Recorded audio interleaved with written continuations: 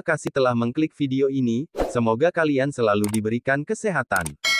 Siapa yang tidak kenal dengan sosok presiden kita yang pertama yaitu Insinyur Soekarno atau akrab dipanggil Bung Karno, lahir pada tanggal 6 Juni tahun 1901 di Surabaya, Jawa Timur dengan nama kecilnya Kusno Sosrodihardjo. Selama beliau menjabat menjadi Presiden Republik Indonesia ada beberapa peristiwa menarik yang terjadi, salah satunya yaitu membubarkan DPR atau dulu disebut juga KNIP atau Komite Nasional Pusat. Berawal saat Bung Karno mengeluarkan dekret presiden pada tanggal 5 Juli tahun 1959. Hal itu lantaran Badan Konstituante dinilai telah gagal menetapkan konstitusi baru untuk menggantikan Undang-Undang Dasar sementara 1950. Ramai pula desakan masyarakat untuk kembali menggunakan ideologi dasar negara UUD 1945, disertai rentetan peristiwa politik lainnya. Dari situ, Soekarno mengambil sikap untuk menyelamatkan negara. Dalam Dekret Presiden tanggal 5 Juli tahun 1959, yang diambil dari situs kemendikbud.go.id milik Kementerian Pendidikan dan Kebudayaan, disebutkan bahwa dekret resmi diumumkan Presiden Soekarno di Istana Merdeka, Jakarta pada Minggu, tanggal 5 Juli tahun 1959 pukul 17 waktu Indonesia Barat. Dekret inilah yang menjadi keputusan Presiden Soekarno membubarkan lembaga tertinggi negara konstituante, hasil pemilihan umum 1955. Dikutip dari majalah Tempo, Dekret Presiden tanggal 5 Juli tahun 1959 edisi tanggal 19 Mei tahun 2008, kala itu sedang terjadi perbedaan pandangan ideologi yang menajam antar anggota konstituante mengenai dasar negara, apakah berdasarkan agama atau bukan. Dekret itu pun mengakhiri perbedaan pandangan dan dianggap oleh sebagian kalangan sebagai penyelamatan negara. Hanya saja, bukan tanpa masalah. Keputusan kembali ke Undang-Undang Dasar 1945 itu membajak demokrasi, karena akhirnya memunculkan demokrasi terpimpin. Kekuasaan negara jadi terpusat dan terpersonifikasi dalam sosok Soekarno. Pembentukan Badan Konstituante. Badan Konstituante sendiri merupakan lembaga negara yang dibentuk lewat pemilihan umum pemilu 1955. Lembaga tersebut dibentuk dengan tujuan merumuskan undang-undang baru. Berdasarkan Dekret Presiden, isi dan sejarahnya, yang dikutip dari laman kompas.com, sejak dimulainya persidangan pada 1956 hingga 1959, Badan Konstituante nyatanya tidak kunjung berhasil merumuskan undang-undang baru. Kondisi ini membuat situasi Indonesia memburuk. Pemberontakan terjadi di berbagai daerah. Mereka tidak mengakui keberadaan pemerintahan pusat dan membuat sistem pemerintahan sendiri.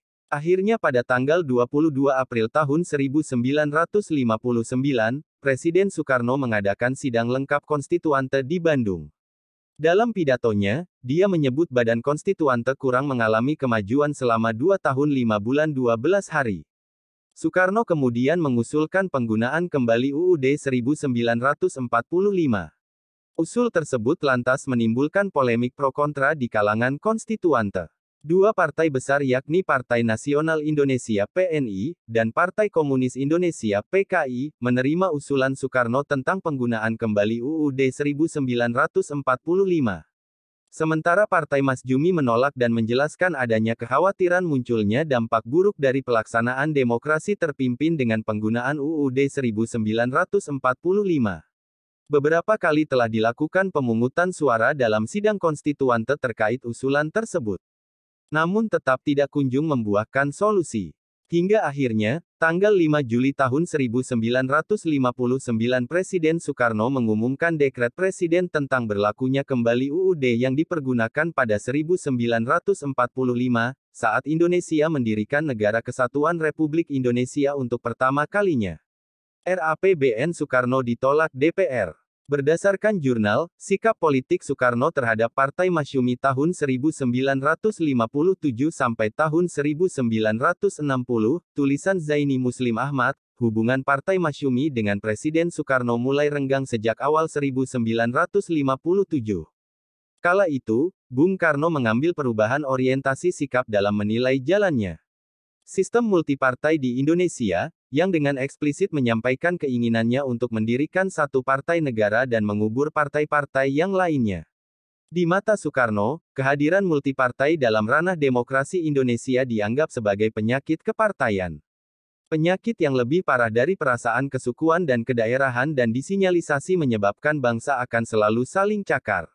Berjalannya waktu, sikap keras Partai Masyumi terhadap rezim demokrasi terpimpin membuat Soekarno menyimpulkan bahwa langkah untuk menyingkirkan partai tersebut dari peta perpolitikan Indonesia harus segera disusun. Awal tahun 1960, konflik parlemen dengan Soekarno mulai muncul ke permukaan. Ketika itu, parlemen menentang keras rencana anggaran pendapatan dan belanja negara (RAPBN) yang diajukan oleh pemerintah. Partai Masyumi dan Partai Sosialis Indonesia (PSI) berperan sebagai provokator pemboikotan RAPBN itu. Meski begitu, Soekarno tidak kehilangan akal untuk memuluskan niatnya. Soekarno lantas meloloskan RAPBN dengan cara kasar, yakni membubarkan parlemen hasil pemilu 1955. Sebab baginya, selama komposisi parlemen tidak steril dari unsur oposisi maka kebijakan-kebijakan pemerintah akan terus diganjal. Akhirnya pada tanggal 5 Maret tahun 1960, Presiden Soekarno mengeluarkan Penpres nomor 3 tahun 1960 tentang pembubaran DPR hasil pemilihan umum 1955. Alasannya adalah DPR hasil pemilu 1955 tidak dapat memenuhi harapan untuk saling membantu pemerintah, tidak sesuai dengan jiwa dan semangat UUD 1945, Demokrasi Terpimpin, dan Manifesto Politik Republik Indonesia tanggal 17 Agustus tahun 1945. Hal itu karena susunan DPR saat itu merupakan hasil dari Undang-Undang Dasar Sementara 1950. Adapun isi dekret Presiden Soekarno yang dikeluarkan pada tanggal 5 Juli tahun 1959 adalah sebagai berikut. Dekret Presiden tanggal 5 Juli tahun 1959. Dengan rahmat Tuhan Yang Maha Esa, kami Presiden Republik Indonesia PANGLIMA tertinggi Angkatan Perang.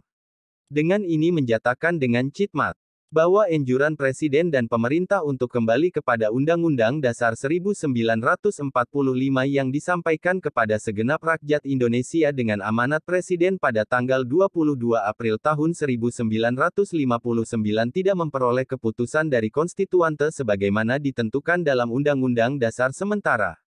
Bahwa berhubung dengan perenjataan sebagian besar anggota-anggota sidang pembuat Undang-Undang Dasar untuk tidak lagi menghadiri sidang, konstituante tidak mungkin lagi menyelesaikan tugas yang diperjajakan oleh rakyat kepadanya. Bahwa hal yang demikian menimbulkan keadaan-keadaan ketatanegaraan yang membahayakan persatuan dan keselamatan negara, nusa, dan bangsa, serta merintangi pembangunan semesta untuk mencapai masyarakat yang adil makmur. Bahwa dengan dukungan bagian terbesar rakyat Indonesia dan didorong oleh keyakinan kami sendiri, kami terpaksa menempuh satu-satunya jalan untuk menyelamatkan negara proklamasi. Bahwa kami berkeyakinan bahwa Piagam Jakarta tertanggal 22 Juni 1945 menjiwai Undang-Undang Dasar 1945 dan adalah merupakan suatu rangkaian kesatuan dengan konstitusi tersebut. Maka atas dasar-dasar tersebut di atas, kami Presiden Republik Indonesia PANGLIMA tertinggi Angkatan Perang menetapkan pembubaran konstituante, menetapkan Undang-Undang Dasar 1945 berlaku lagi bagi segenap bangsa Indonesia dan seluruh tumpah darah Indonesia terhitung mulai hari tanggal penetapan dekret ini dan tidak berlakunya lagi Undang-Undang Dasar sementara. Pembentukan Majelis Permusyawaratan Rakyat Sementara, yang terdiri atas anggota-anggota Dewan Perwakilan Rakyat ditambah dengan utusan dari daerah-daerah dan golongan-golongan serta pembentukan Dewan Pertimbangan Agung sementara akan diselenggarakan dalam waktu sesingkat-singkatnya. Ditetapkan di Jakarta pada tanggal 5 Juli 1959. Atas nama rakyat Indonesia, Presiden Republik Indonesia Panglima Tertinggi Angkatan Perang Soekarno.